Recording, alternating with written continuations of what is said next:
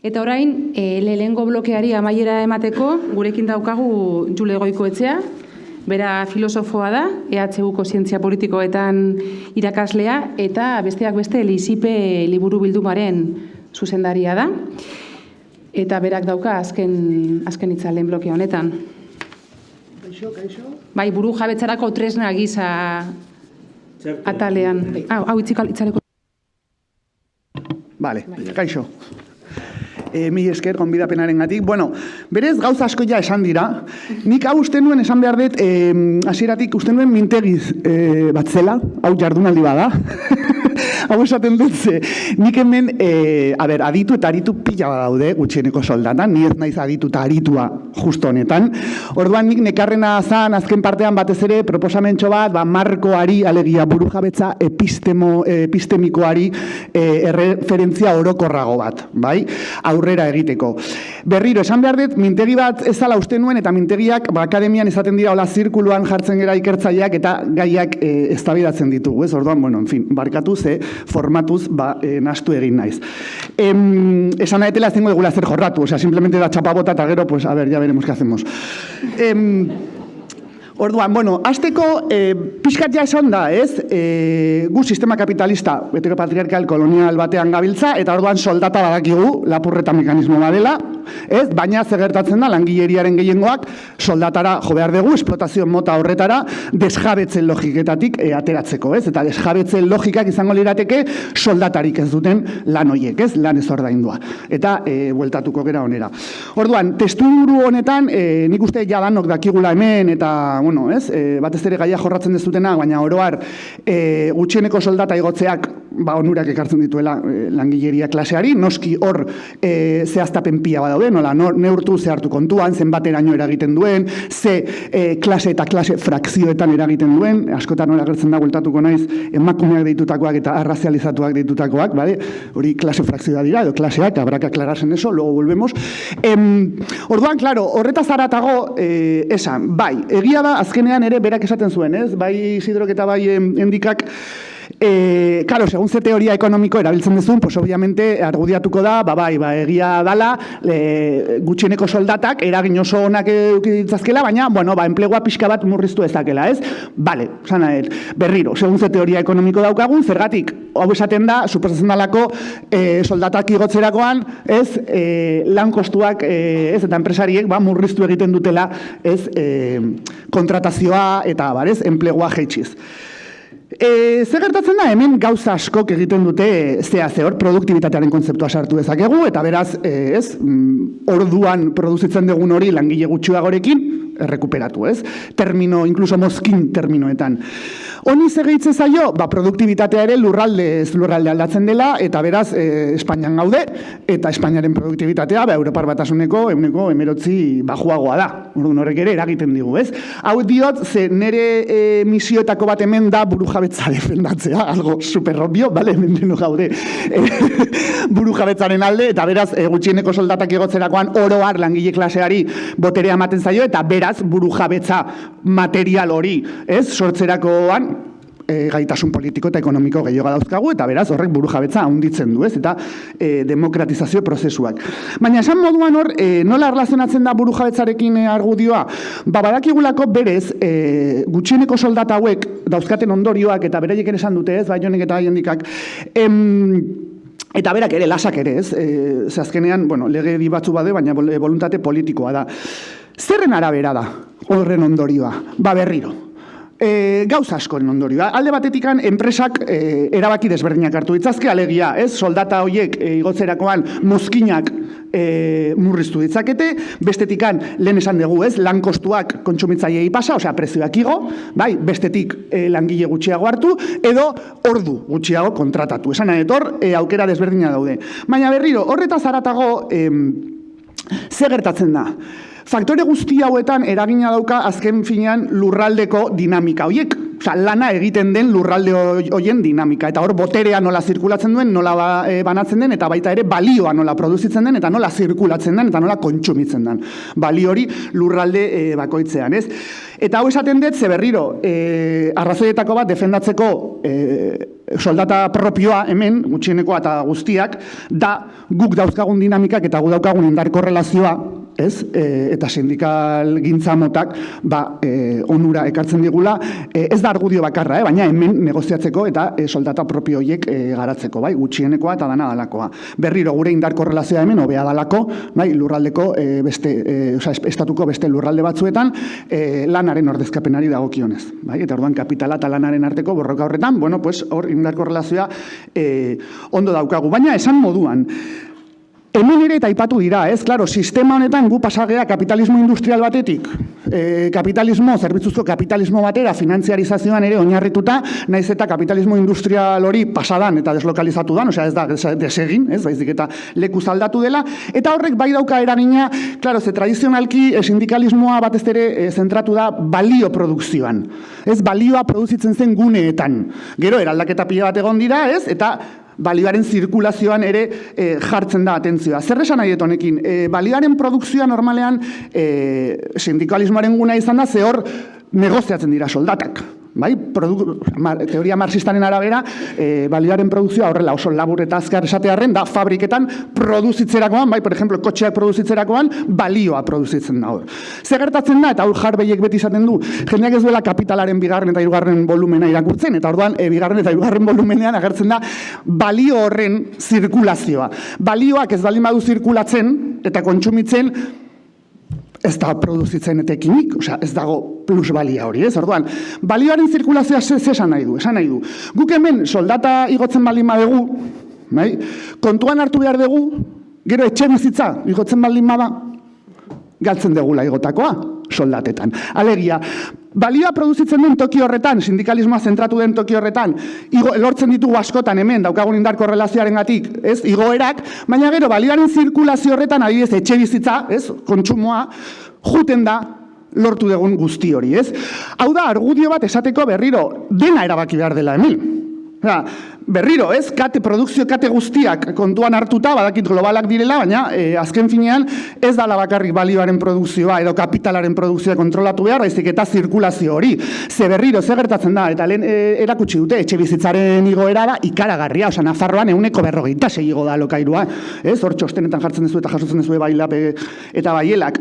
Orduan, berriro, ez, burujabetza hitz egiterakoan, oza, eta hori badakigu, hemen asko jorratzen dugu, baina bai behar degula perspektiba zabal hori de produkzio osoa, ez, balioaren produkzio, zirkulazio eta kontsumo horren kontrola. Zergatik, ze zirkulazio horretan, klaro, guk orain arte eta kapitalismo industrialean garatu ditugu sindikalismoaren borrokei esker, da langile klasearen borrokei esker, publifikazioak, osasugintza publikoa, ez, hezkuntza publikoa, garraioak, zerbitzu publikoak. Hori privatizatzerakoan, gure soldatarekin ordaindu behar dugu ere.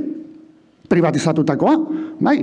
Osa, medikua, ginekologoa esan behar nuen, hemen emakumeek beti ordaindu behar izan dugu ginekologoa, bai, esan nahi, ordaindu behar dituzu zure soldata horretatik, bai, nahiz eta igo, balen zerbitzu publikoetatik jasotzen zenuena. Eta orduan horregatik izaten dut, hor burujabetza izan behar duela integrala, ez banatu ekonomia edo soziala edo politikoa, ze berriro, ez, azkenean ekonomia beti da ekonomia politikoa, eta orduan erabakimen politiko da behar deguna, ez?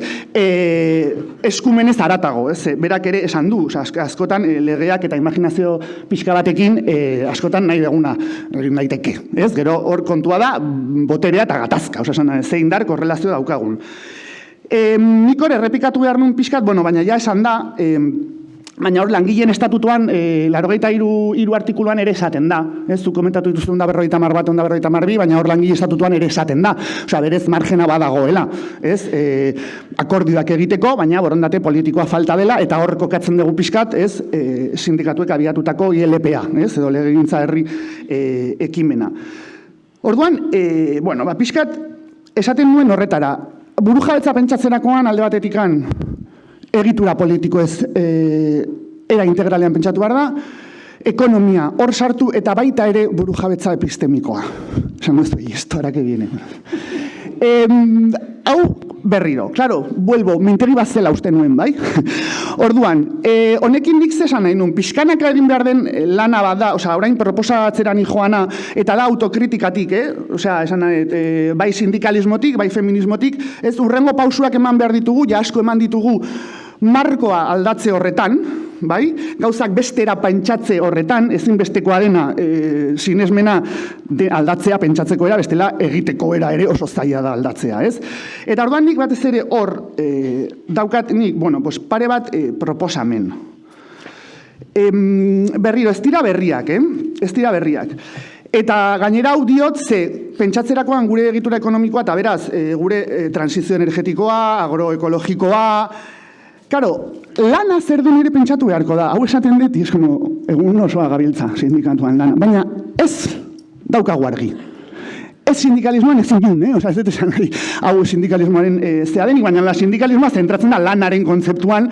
Pues hor ere, markoak aldatzen doazen enean, hasi behar gara pixkanaka zehazten ze hostia dan lana. Vale? Porque gainera asko erabiltzen dugu, kapitala versus lana, ez? Orduan hori batetik. Zergatik esaten dut hau? Vale. Lehen esan dut, txosten askotan guztietan detxo, eta nazioartean ere, agertzen da denbora guztian, ez gutxieneko soldatak gehien eragingo die kolektibo, zaurgarrienei eta ahulenei, ez? Ala nola emakumeak eta arrazializatuak. Jo digo, ahi bala, hostia. Kolektiboak ez gera kolektiboak. Eta orduan hemen agertzen da berriro, baina ez dakar sindikalismoan horregatik zena, da tendentzia daukagula ezkerrean, oraindikan ere hizkuntza marxista, diskurtso marxista alde batera uzteko emakumez eta arrazializatu ez hitz egiten dugunean. Porque bapatean kolektiboak dira, ez dira klaseak, ez dira klase frakzioak, de repente son entidades biológicas. Hor agertzen dira, bai, kolektibo zaurgarriak, gu ez gera kolektibo zaurgarriak, bale? Ez gera kolektibo zaurgarriak, pobretuak nahi badezute, subalternizatuak, baina berriro, guazen sartzea, venga, klasearen hizkuntza, por ejemplo, gu gera, emakumeak klase naturala gera, ez gaude erresuma batuko sententziarekin ados, ez orain atera dena esaten duena emakumeak gonadak direla, bai, x. Horrekin ez gaude ados, bale? Alegia ez gera jaiotzen, egiten gera, bale. Igual ordua da, oroar, denoi, hasteko zehazten nola egiten diran. Emakumeak eta arrazializatuak. Ze jaiotzen ez dalima dira, egiten dira, hau da ez dira klase naturaklak. Ez gara sartuko orain klasearen inguruko semantika eskolastika batean, baina klase naturalak ez dalima dira, orduan klase soziopolitiko-ekonomikoa dira. Baina eske gainera, zer da ezberdintzan duena, ze behin eta berri bateratzen da txostenetan. Ostia, lan gehiago egiten dutela, eta gutxiago kobratu. Alegia, emakumeak eta arrazializatuei hitz egiterakoan beti da berdina, beti da lan gehiago egiten duten horiek, bai? Eta gutxiago kobratzen dutenak. Edo, mundu mailan lan ez ordaindu ia guztia egiten dutenak. Osea, emakume eta arrazializatuen kontzeptua lanarekin du zerikusia.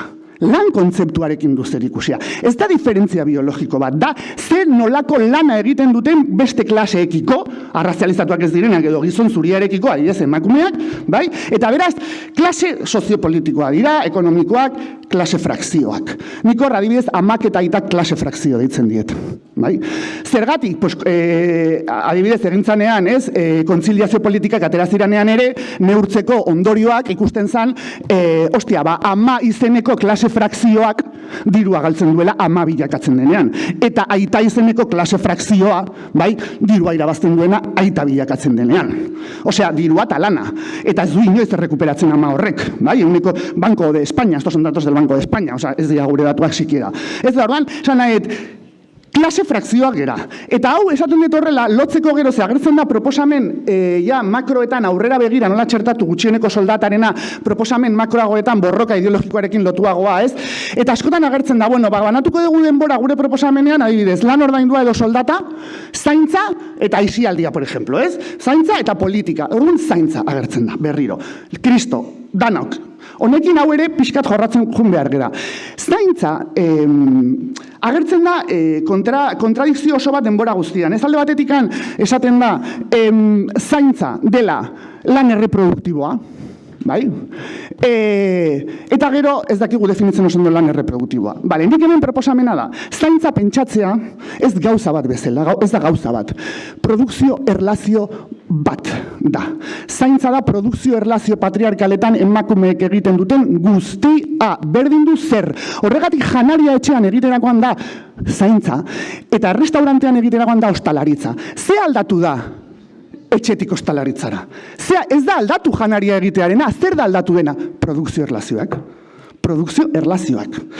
Orduan, zaintza ez da gauza bat, da produkzio erlazio batzuetan, patriarkaletan, emakumeek egiten duten guztia. Berdin du, hemen hau izango da, eta Kongon beste gauza bat izango da. Horrela proposatzen dugu ulertzea zaintzarena zergatik. Gero, proposamenak egiterakoan adibidez, lan ordaindua ez dakitzen bat ordu. Lan ez ordainduari beste hainbat ordu. Ez deitzea zaintza baizik eta lana ez ordaindua. Eta lan ez ordaindua ez nahastea lan erreproduktiboarekin. Hori da marko klasiko zaharkitua. Ze zentzutan. Berriro, zer da lan erreproduktiboa? Nik galdetzen dizuet adibidez, sindikatoi. Eta batzuk esango dute, lan erreproduktiboa merkatuan ez dagoen lana. Ez? Merkatutik at egiten den lana. Eta orduan esango dugu, baina, orduan erresidentzietakoak ez dute lan erreproduktiboa egiten, merkatuan dagoelako. Eta orduan esango da, txosten berdinetan, ez, lan erreproduktiboa da bizitza sostengatzeko egiten den lan guztia, lan oro, bai? Eta orduan esaten duzu, baina kamioilariek janari guztia ekartzen digute. Kamioilariek zergatik ez da lan erreproduktiboa baiaiek egiten dutena. ¿Entendéis un poco el lío? Hay mogollón de lío. Hay mucho lío. Orduan, hau berriro, uste nuen ez mintegi bat izango zela, repito. Vale, estan pixkat, gai honen inguruan, denbora daukagu, jorratzen jungo gea, danak gaude honetan, mugimendu feministan ere, baina hori, nik eskertuko nuke sindikalismotik, ostia, pausoak ematea zezuek lan arloan zaudete, eta hain zuzen ere zuek proposamen makorak ere egiten dituzute, errealitatea oso ezagutzen dezue, zehaztasun guztiekin, eta orduan, borroka ideologiko horretan, ja markatzea sindikalismotik, euskal sindikalismotik, venga, nola ulertuko ditugun kontzeptu hauek printzipioz. Dena da gero provisionala, baina nola proiektatuko dugun, gutxieneko soldatak eta mekanismo guztiak, ez plangintza, burujabetza plangintza integral material batean, pues adibidez hori, ez lan ordainduari X ordu, lan ez ordainduari X ordu, aisialdirari eta politikari beste X ordu, eta nola neurtuko dugu hori, eta abar, astea beste marko honekin, eta ja denbora juntzait, ezta? Venga, pues listo, mi esker.